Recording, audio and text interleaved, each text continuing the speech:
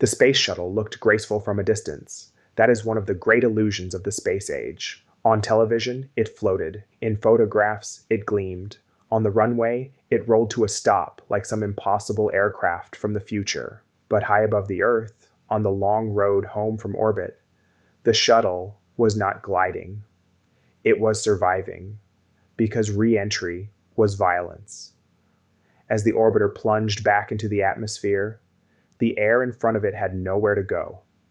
It compressed, heated, and exploded into a sheath of plasma wrapping around the vehicle in a storm of fire brighter than anything the astronauts could see from inside. Temperatures outside climbed into the thousands of degrees. The aluminum frame of the shuttle, the very bones of the spacecraft, could never survive that on its own. If that heat reached the structure beneath the skin, the mission was over, and that meant every astronaut riding home in the shuttle trusted their lives to something that, at first glance, did not look all that impressive. Not a giant steel armor plate, not some thick sci-fi shell, but a fragile, almost delicate shield made of black tiles, white blankets, and reinforced carbon panels so specialized, so precise, and so unforgiving that even a small breach could mean catastrophe. This was the system that made the shuttle possible.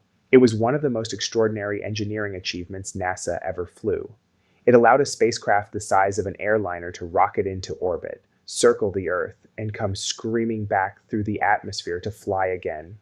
But it was also one of the shuttle's greatest vulnerabilities. It demanded constant inspection, endless maintenance, and absolute respect. Thousands of pieces, thousands of chances for something to go wrong, and yet, for decades, it worked.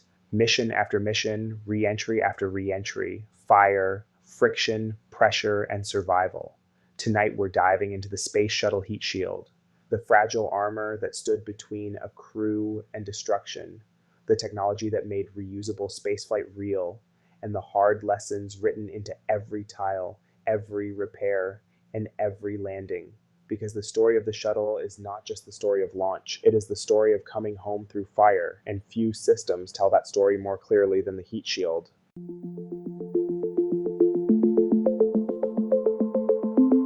Welcome to Orbital Briefing, the podcast where we explore the missions, the people, and the science that built humanity's journey into space.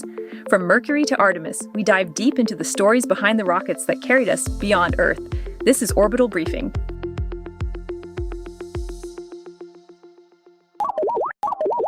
Mission Control. Mission Control Message. Orbital Briefing is supported by the book The American Spaceplane, a story of ambition, risk, and reinvention. The Space Shuttle was designed to make spaceflight routine. Instead, it reshaped America's relationship with space. This book explores the full story of the shuttle program, from the political decisions that shaped its design, to the engineers and astronauts who brought the vehicle to life, and the triumphs and tragedies that defined an era of exploration. The American Spaceplane is available now on Amazon in hardcover, paperback, and ebook. Mission Control out. To understand why the Space Shuttle heat shield mattered so much, you have to understand what NASA was trying to build in the first place. The shuttle was not meant to be just another spacecraft. It was meant to change the entire rhythm of spaceflight. In the Mercury, Gemini, and Apollo years, spacecraft were built for the mission in front of them. You launched them, flew them, and whatever came back to Earth came back scarred, burned, and fundamentally spent. The heat shield on an Apollo capsule did exactly what it was supposed to do, but only once. It protected the crew by charring, burning away, and sacrificing itself during re-entry. That was acceptable in an era when every mission was a singular event, but it was not the future NASA believed it was building. By the late 1960s and into the 1970s, the dream had shifted. The next American spacecraft was supposed to be reusable. It was supposed to fly often, carry large payloads, deploy satellites, retrieve satellites, conduct science in orbit, and eventually help build a permanent human presence in space. In theory, it would make access to orbit more routine, more practical, more affordable. The shuttle was sold not just as a spacecraft, but as a space truck, a space laboratory, and in some ways, the first real step toward an operational spacefaring infrastructure. That vision changed everything. Because if the orbiter was going to fly again and again, NASA could not rely on a traditional ablative heat shield. You could not rebuild the bottom of the spacecraft from scratch after every mission and still claim this was the reusable future. The shuttle needed something different.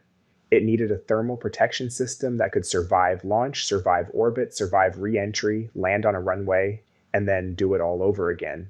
That was an extraordinary challenge. The shuttle was not a capsule. It was a winged orbiter with a broad belly, a pointed nose, a vertical tail, payload bay doors, delicate control surfaces, and an aluminum airframe underneath it all. That airframe was strong enough for spaceflight, but it was never meant to endure the raw temperatures of atmospheric re-entry unprotected.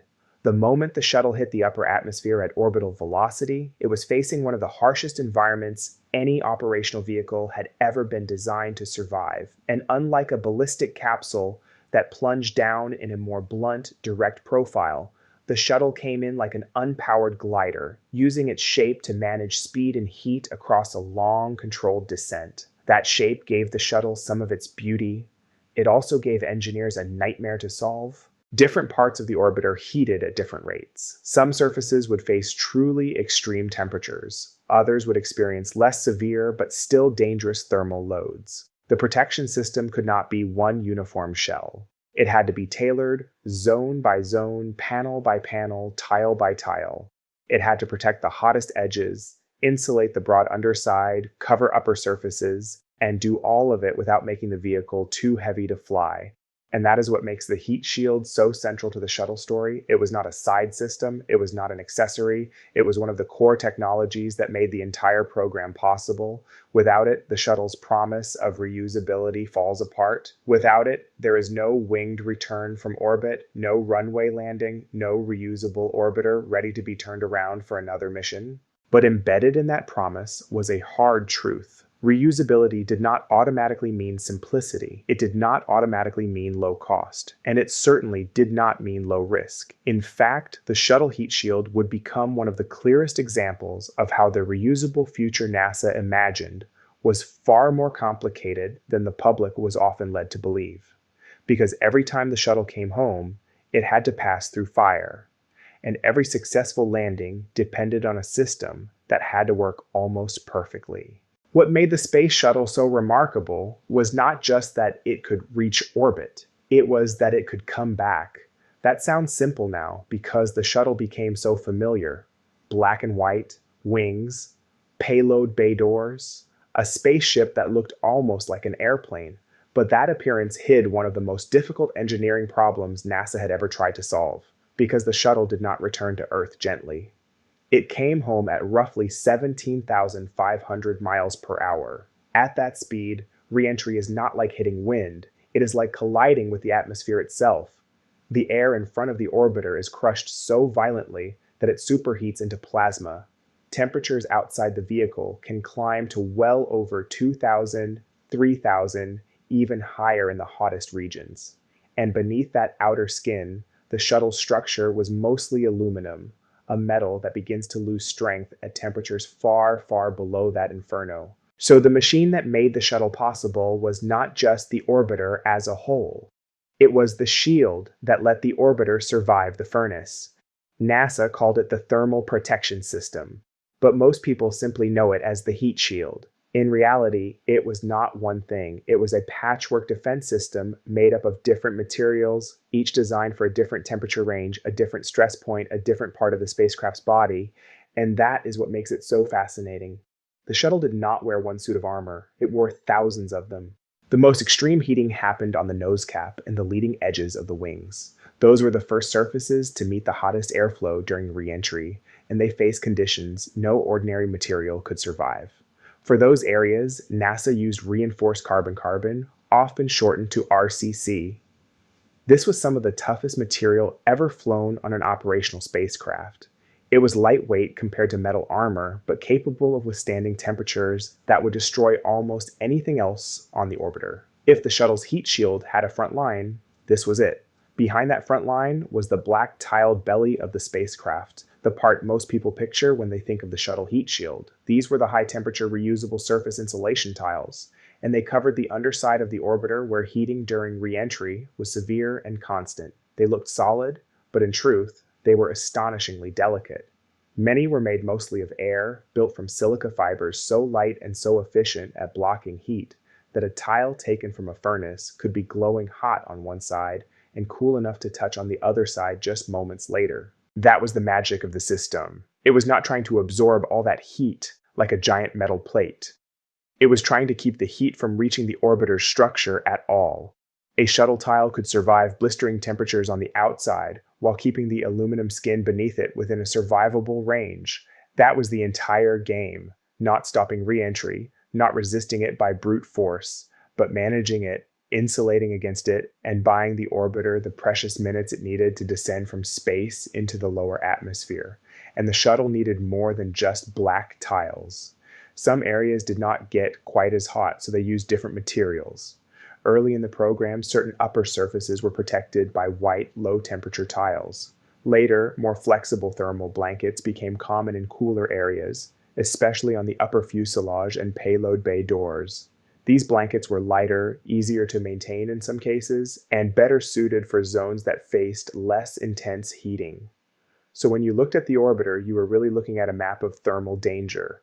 Black tile for the hottest regions, reinforced carbon-carbon for the brutal leading edges, white surfaces and thermal blankets where the heat was still dangerous, but less extreme. Every part had a reason, every material had a job, and almost every piece had to be custom fit. That is one of the most unbelievable parts of the shuttle story. The orbiter was covered in more than 20,000 individual tiles, and many of them were unique. They were not stamped out like identical floor tiles in a warehouse.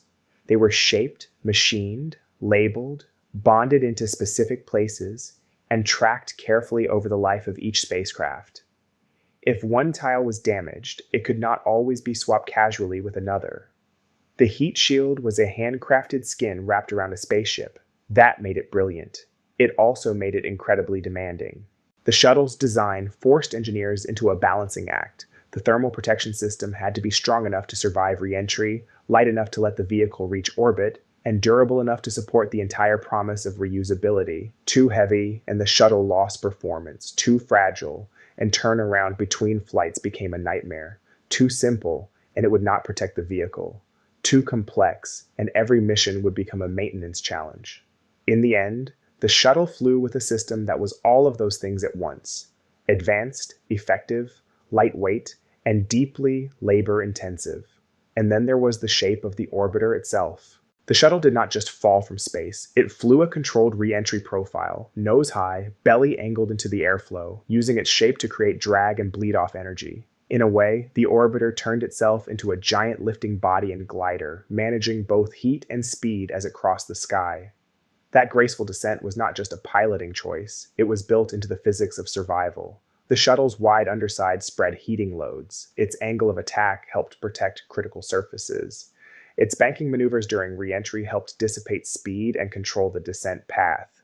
It was beautiful, but it was never forgiving, because this machine only worked if the shield worked. A crack, a missing tile, a damaged panel, a breach in the wrong place, that was not cosmetic. That was potentially fatal. The shuttle could survive the vacuum of space, the violence of launch, the complexity of orbital operations, and the demands of landing, but none of it mattered if re-entry heat found its way underneath the armor. That was the truth at the heart of the shuttle. It looked like an airplane, but it survived like a miracle of material science. The Space Shuttle heat shield was not just insulation. It was a finely tuned survival system. It was the difference between a spacecraft that could leave Earth and one that could return. And every black tile, every thermal blanket, every reinforced panel was part of an extraordinary machine designed to do something no spacecraft had ever done on that scale before: come back from space, land on a runway, and prepare to fly again.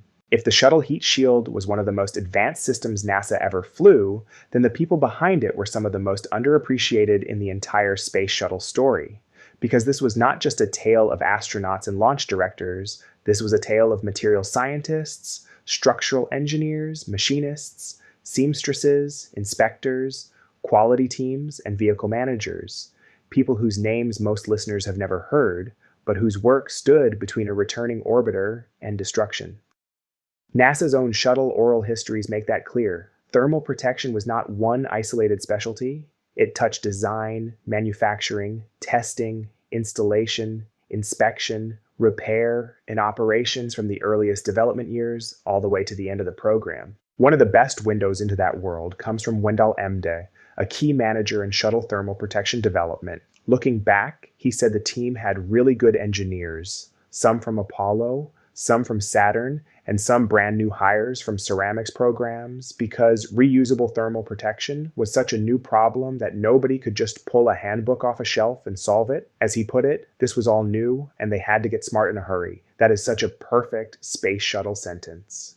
The shuttle was full of moments like that, brilliant people doing things that had never quite been done before, at a pace that history demanded and physics did not care about. And what those people built was not a simple skin. Emde described a process where tile designs were turned into a numerical database, then into individual machining instructions, then cut on 5-axis machines into shapes so specific that very few were duplicates. In other words, the shuttle's heat shield was not mass production in the way most people imagine it. It was closer to custom craftsmanship on an industrial scale. Every tile had a place, every contour mattered. Every little geometric decision had consequences once the orbiter hit the atmosphere at orbital speed. That means the people behind the system were not just designing a vehicle.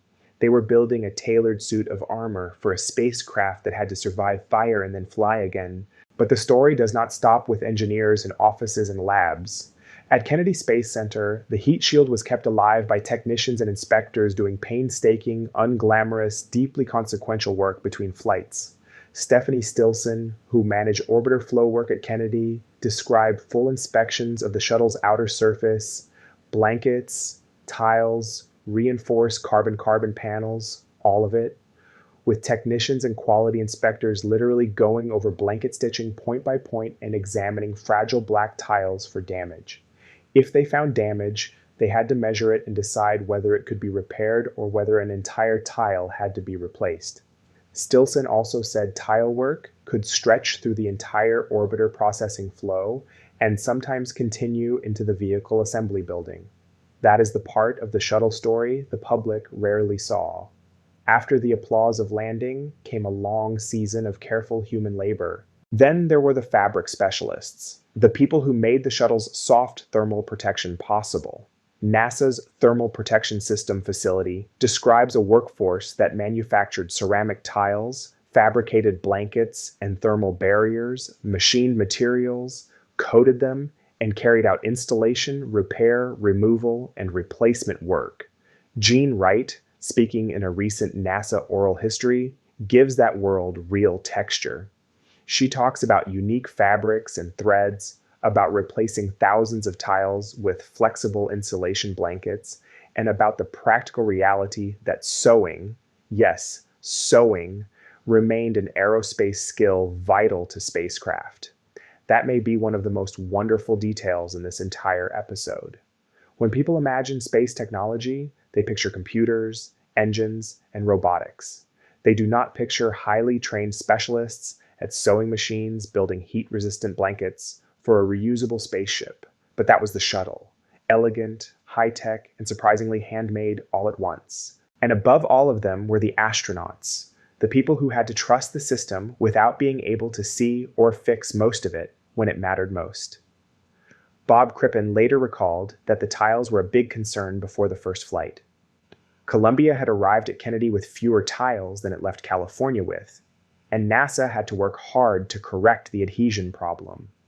Crippen said people quickly realized that if a critical tile were missing from the bottom of the spacecraft, they needed a way to deal with it. But after training on repair concepts, he came to a hard conclusion. He would probably tear up more tile than he could repair, and the only realistic answer was to make sure the tile stayed on in the first place. That is such a revealing astronaut perspective. The crew could not simply MacGyver its way through a bad thermal protection failure. Their real safety depended on thousands of people on the ground getting the design, the installation, the inspection, and the judgment right before launch. That is why the heat shield story is, at its core, a trust story. The astronauts trusted the engineers who designed the materials. The engineers trusted the analysts who modeled the heating loads. The program trusted the machinists who shaped the tiles, the technicians who bonded them on, the sewing teams who built the blankets, the inspectors who found the flaws, and the vehicle managers who decided what could fly and what had to be fixed. And all of them, together, were trying to protect a system that Wendell Emde described in brutally honest terms, a one-failure tolerant system. In his words, one tile coming off in the wrong spot could mean a bad day potentially. That is an understated engineering phrase for an absolutely unforgiving reality. So when we talk about the Space Shuttle heat shield, we should picture more than black tiles and white blankets. We should picture a room full of specialists arguing over test data, a technician leaning in with a magnifying glass, a machinist cutting a tile that exists nowhere else on Earth, a seamstress handling exotic fabric like it is both cloth and flight hardware, a manager deciding whether damage is acceptable, and an astronaut strapping in on launch day, knowing that if all of those people have done their jobs, the fire of reentry will stay outside where it belongs. That is who the heat shield belonged to. Not just NASA as an institution, people. Mission Control Update. Orbital Briefing is supported by the American Spaceplane, a story of ambition, risk, and reinvention, a book exploring the rise, triumphs, and legacy of the Space Shuttle program. From the engineers who designed it to the astronauts who flew it, the story of the shuttle is a story of ambition, risk, and the pursuit of routine access to space. Available now on Amazon in hardcover, paperback, and ebook. Mission Control, returning you to the mission. The mission log of the shuttle heat shield really begins before the shuttle ever flew. Long before Columbia roared off the pad in April of 1981, NASA already knew thermal protection was one of the program's biggest engineering gambles. Enterprise, the shuttle used for approach and landing tests, did not fly with real space-rated tiles, while Columbia arrived as the first true operational orbiter with an enormous thermal protection workload still in front of it. Former shuttle manager Bill Call later recalled that tile development and installation became such a massive effort on Columbia that the workforce grew to at least 1,000 people, while NASA history notes technicians were installing tiles at a rate of hundreds per week and strengthening thousands of them ahead of STS-1. And everyone knew those tiles were the question mark. In a later oral history, astronaut Mike Mullane remembered that everybody worried about the tile because the idea of bonding tens of thousands of fragile pieces onto a spacecraft and trusting them through launch and reentry felt almost unbelievable. That anxiety hung over STS-1. It was not just the first shuttle launch, it was the first real test of whether this reusable heat shield concept could survive an actual mission. Then STS-1 flew, and almost immediately the heat shield became part of the story. Once in orbit, John Young and Bob Crippen spotted missing and damaged thermal protection tiles on Columbia's OMS pods. Mission Control analyzed the damage and determined that 11 tiles were damaged or missing on the starboard pod, and between 4 and 6 on the port pod, but crucially, none were missing from the underside, where the highest reentry heating occurred. Joe Engel later said that STS-1 had lost a number of tiles, but fortunately not from the critical lower surface. That was a huge moment. The shield had shown vulnerability, but it had also proven something even more important. The orbiter could survive re-entry and come home. That first flight set the tone for the rest of the shuttle program. The heat shield was never a build-it-once-and-forget-it system. It became a constant operational concern, inspected, repaired, measured, patched, cleaned, replaced, and worried over after mission. Gerald Sheehan, who served as a shuttle vehicle manager, later said the tile effort on STS-1 involved hundreds of people and such a mountain of paperwork that even the clerical side became its own army.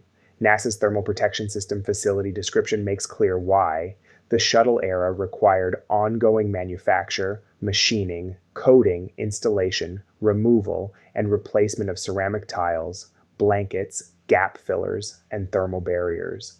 In other words, the mission log of the heat shield was not just written in flight, it was written on the ground between every flight by people keeping a fragile system ready for the next trip through fire. As the years passed, that routine bred both confidence and complacency. Engineers got better at understanding tile damage, flight heating, and maintenance realities. The program accumulated post-flight data, learned how the shield behaved in service, and kept refining how it inspected and processed the orbiters. But routine can be dangerous in a program like the shuttle. The very fact that the system usually worked made it easier to accept a certain level of damage, a certain amount of foam loss, a certain amount of operational complexity as just part of doing business, and that brings us to Columbia. On STS-107, during launch in January 2003, foam from the external tank bipod area struck Columbia's left wing leading edge at a relative speed of over 500 miles per hour. NASA's Columbia mission summary states plainly what happened next. The impact breached the reinforced carbon-carbon portion of the wing's thermal protection system. During reentry on February 1, 2003, superheated air penetrated that damaged area, causing severe overheating and the loss of the vehicle and crew. The Columbia Accident Investigation Board and NASA's own post-accident documentation treated this as the central thermal protection failure of the mission. That was the hardest lesson in the entire mission log of the shuttle heat shield. The system was brilliant, but it was not forgiving. A few damaged tiles in a non-critical area on STS-1 had been survivable. A breach in reinforced carbon-carbon on a wing leading edge was not. Columbia made brutally clear that the shuttle's thermal protection system was only as strong as its weakest damage point, and that ascent damage could silently become a fatal re-entry problem days later. Bob Crippen later reflected that re-entry was always dangerous, and that in Columbia's case, the original problem had really occurred on ascent. After Columbia, the mission log entered its final phase, return to flight. STS-114 in July 2005 became the first shuttle mission after the accident, and NASA spent 2.5 years implementing safety improvements. Those changes included deeper examination of reinforced carbon-carbon panels, improved tank foam practices, extensive launch imagery, and new on-orbit inspection methods. Discovery carried the orbiter boom sensor system, and NASA also introduced detailed underside photography during the rendezvous pitch maneuver near the International Space Station.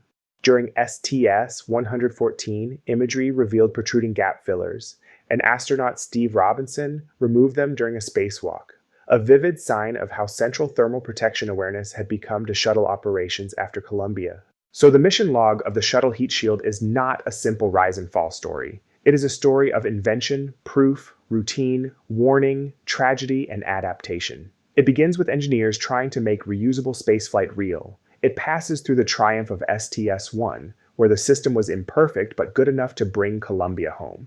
It stretches across decades of inspections and repairs that the public rarely saw. And it is forever divided by February 1, 2003, when the world learned just how unforgiving thermal protection failure could be.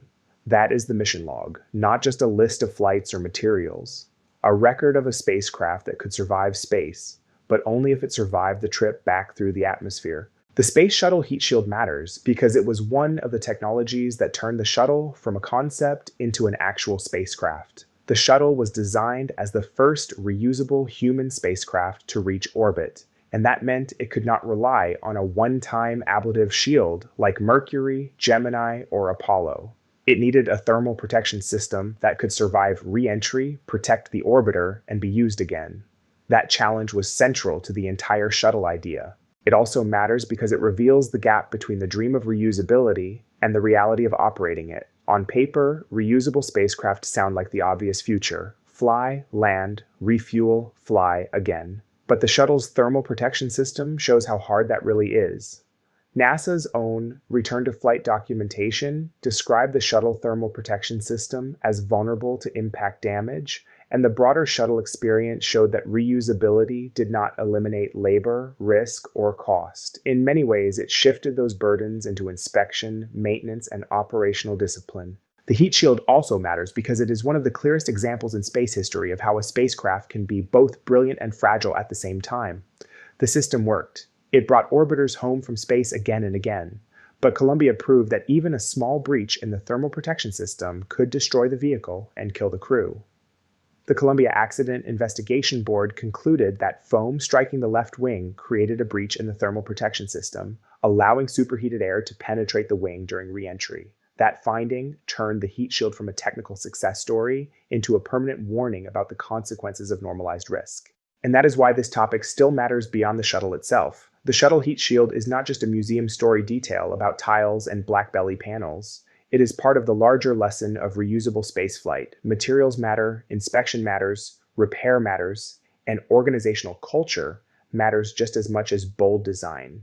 NASA's post-Columbia work included new inspection systems for the wing leading edge and orbiter underside, which shows how deeply the agency had to rethink how reusable spacecraft are monitored and protected after launch. So for the episode, the emotional takeaway is this. The shuttle heat shield matters because it represents the best and hardest parts of the shuttle program all at once. It was ingenious. It was beautiful in its own way. It made a winged return from orbit possible.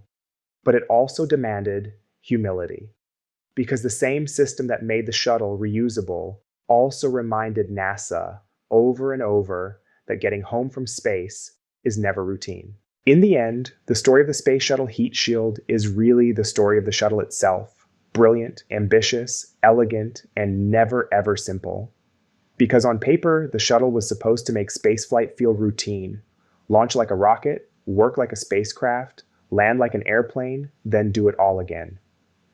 It was the future Americans had been promised since the dawn of the space age, a reusable spaceship that would turn orbit into something operational, almost ordinary. But the heat shield reminds us that none of it was ordinary. Every mission rode on a system that looked, to the untrained eye, almost fragile. Thousands of tiles, delicate blankets, carbon panels on the wing leading edges, a handcrafted shell protecting a spacecraft from some of the harshest conditions any machine can endure. It did not look invincible. And that is exactly the point. The shuttle did not survive reentry because it was armored like a tank. It survived because science, engineering, and human discipline were precise enough to hold the fire back. That is what makes the heat shield such a powerful symbol of the shuttle era. It was one of NASA's greatest engineering achievements, but it was also one of the clearest signs that reusable spaceflight is not easy just because it is reusable. In some ways, it is harder, because now you are not just building a spacecraft to survive one trip. You are building one to survive, come home, be inspected, be repaired, and trust it to do it again. That is a very different kind of challenge, and the shuttle heat shield carried that challenge on every single flight. It also forces us to confront one of the most uncomfortable truths in the history of space exploration. Success can make danger look normal. When something works often enough, people begin to trust it, not just with confidence, but with familiarity. The shuttle landed again and again, the tiles were inspected, damage was assessed, flights continued, and over time, the extraordinary started to feel expected. That is not because the people involved were careless. It is because human beings are wired to absorb repeated success and begin treating it as proof of safety. The shuttle heat shield is a reminder that in spaceflight, repeated success is never permission to stop being humble. And that may be the deepest lesson of all. Because the heat shield was not just hardware, it was a relationship between technology and trust. Engineers trusted their analysis, technicians trusted their repairs, managers trusted their judgments, astronauts trusted all of them. And when that trust held, the shuttle came home as one of the most beautiful machines ever flown. When it failed, the consequences were absolute. That does not diminish the achievement. If anything, it makes it more profound. For 3 decades, the shuttle heat shield helped make something nearly impossible look graceful. It allowed a spacecraft to return from orbit and roll to a stop on a runway, like the future had arrived right on schedule.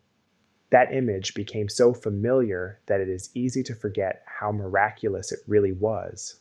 A vehicle falling out of space at hypersonic speed, wrapped in plasma, surviving because of a skin of specialized materials and the work of thousands of people most of us will never know by name. That is not routine. That is extraordinary. So the orbital debrief for this episode is simple. The Space Shuttle heat shield was not just part of the orbiter. It was the reason the orbiter could be what it was. It was a masterpiece of material science, a constant operational burden, a symbol of the promise of reusable spaceflight, and a warning that the margin between triumph and tragedy in space is often thinner than it appears. The shuttle came home through fire, and the heat shield was the thin line that made coming home possible. The Space Shuttle heat shield was never the most glamorous part of the orbiter. It did not roar off the launch pad like the main engines. It did not unfurl a telescope, capture a satellite, or help build a space station. It did not get the headlines the way astronauts did, or the public awe of the shuttle's first launch and final landing. But without it, none of the rest of it mattered, because every shuttle mission ended with the same final test: not launch, not orbit, not even the mission itself, coming home. And coming home meant trusting that a spacecraft made largely of aluminum could survive a plunge through the atmosphere at hypersonic speed. It meant trusting thousands of tiles, thermal blankets, and reinforced panels to do their jobs perfectly enough, long enough, to keep the fire outside. It meant trusting engineers, technicians, inspectors, and flight crews to carry forward one of the most difficult balancing acts in aerospace history. That is what makes the heat shield such a fitting symbol for the shuttle program. It was ingenious, demanding, beautiful in its own way, and never forgiving. It represented everything the shuttle was trying to be: reusable, advanced, bold, and operational. But it also revealed the cost of that ambition. Reusability did not make spaceflight easy. It made it more intricate, more fragile, more dependent on discipline, maintenance, and humility. And yet, for all of that complexity, the result was breathtaking. A spacecraft launched like a rocket, worked like an orbiting laboratory, and returned through a sheath of plasma to land on a runway. That remains one of the most astonishing achievements in the history of human flight. The heat shield was not just one component among many. It was the quiet guardian of that achievement, the invisible hero of every safe landing. So when we remember the space shuttle, we should remember more than the silhouette. We should remember the black tiles underneath, the carbon panels along the wing, the hands that inspected them, the minds that designed them, the trust that held the system together, and the truth that every shuttle landing was, in its own way, a victory over fire. The shuttle did not just go to space, it came back, and the heat shield made that miracle possible. Thank you for listening to Orbital Briefing. New episodes drop every other Thursday, so if you enjoyed this deep dive into the Space Shuttle heat shield, make sure you're following the show so you don't miss what's coming next. And next time, we're traveling back to December of 1968, when a crew of 3 astronauts left Earth for the first time and entered orbit around another world. Apollo 8, the first lunar orbit. Until then, I'm Ron Walker, and this has been Orbital Briefing, a production of Retrojet Studios. And wherever you are tonight, keep looking up.